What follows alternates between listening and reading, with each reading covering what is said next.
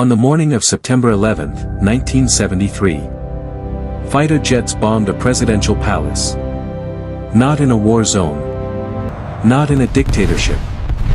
In Chile, one of the most stable democracies in all of South America. By noon that same day, the elected president was dead. Thousands of civilians were being rounded up in stadiums. And a general nobody had heard of had just declared himself the ruler of an entire nation. His name was Augusto Pinochet, and the United States government helped him do it.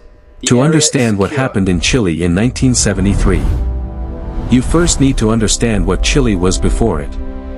Chile in the early 1970s was something rare in South America. A functioning democracy. Free elections. Free press. Independent courts. A country that genuinely believed in its own institutions. It had a strong middle class, a proud working class, and a political system that, for all its tensions, was built on the rule of law.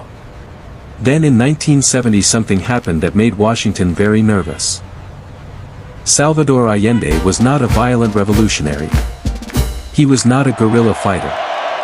He was a doctor, a politician, a Democrat. But he had one idea that terrified American corporations and the Nixon administration. He wanted to nationalize Chile's copper mines. At the time, American companies like Anaconda and Kennecott controlled the majority of Chile's copper industry, the backbone of the Chilean economy. Allende believed that Chile's natural resources should belong to the Chilean people, not to foreign corporations. To the people of Chile this was common sense. To Washington this was communism.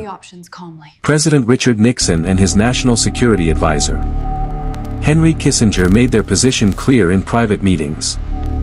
Kissinger reportedly said, and these are words that have since been declassified, that he saw no reason why a country should be allowed to go communist due to the irresponsibility of its own people.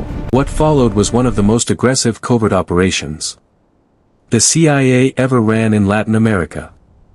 It had a codename Project FUBELT.